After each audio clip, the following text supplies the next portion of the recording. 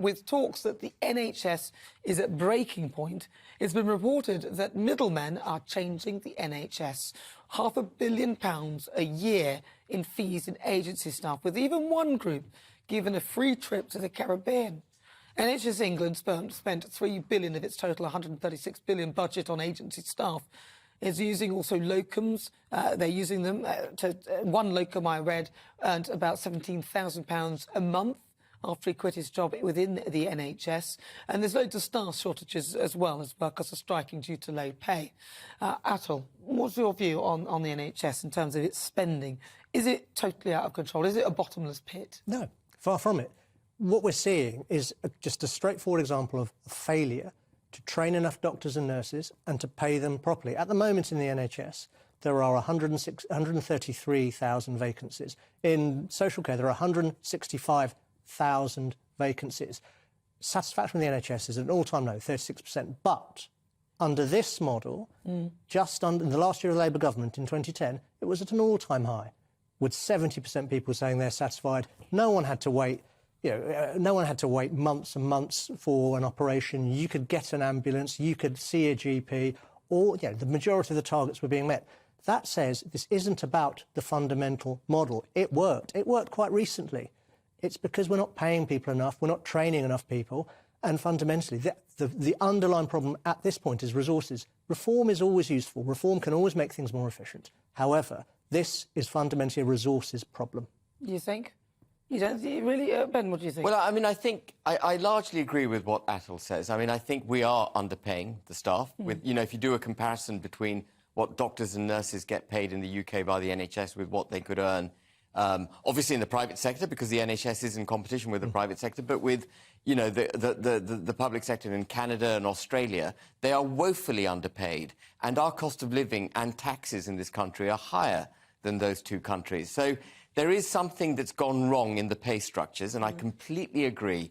We've been asleep at the wheel in terms of indigenous training and, education, creation of, more nurses and doctors for our own system. And we've relied, I think, in so many sectors, on the easy, let's just import well-educated nurses from India or Pakistan or wherever it may be, which, by the way, does a lot of damage abroad.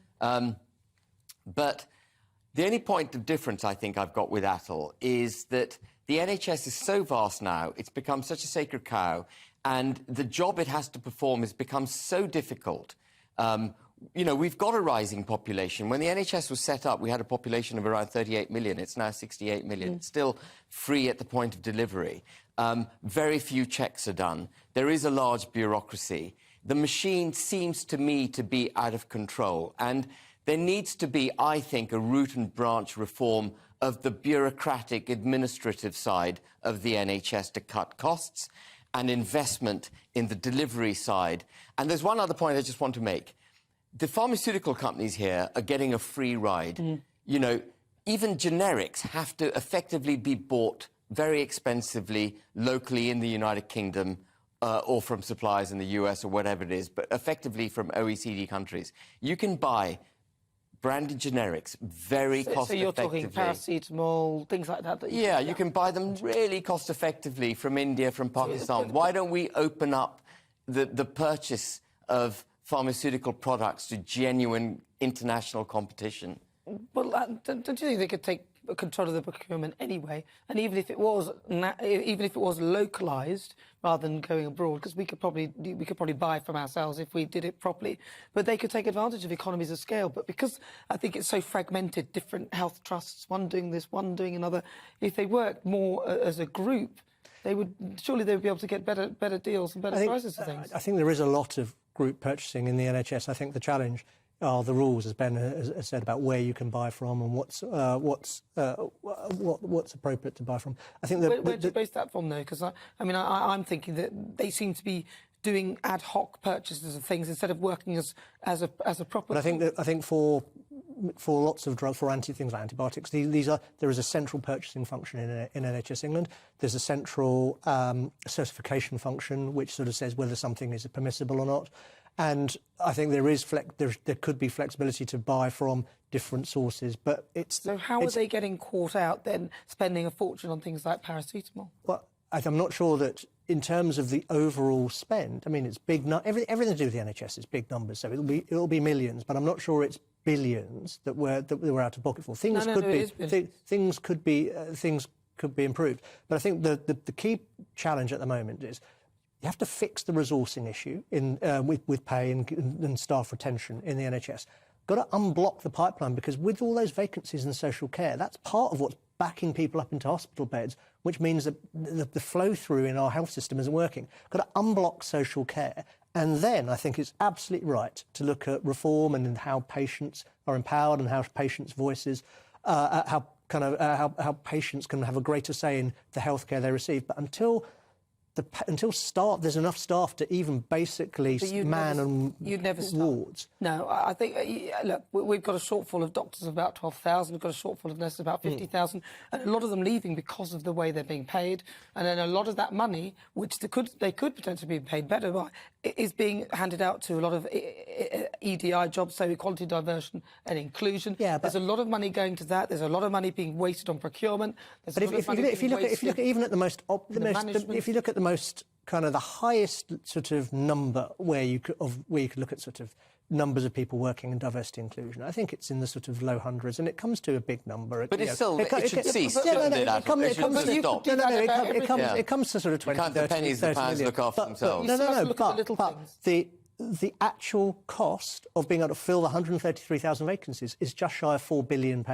That's nearly 100 times more. So, yeah, there can be a debate about what are the right use of resources, and at the margins, maybe a few more, a few less here. How many billions did you say? Just under £4 billion. £3.7 billion is what it will cost to plug the staff shortfall in the NHS. They're spending currently £3 billion on agency staff. So and these people are way overpaid. I mean, the price, the amount they're paying. I agree, but the agency staff are the sticking plaster that's used to cover for the failure to plan and the failure to train. That's where the money's going. And this plays to my point that the government is notoriously bad at running anything.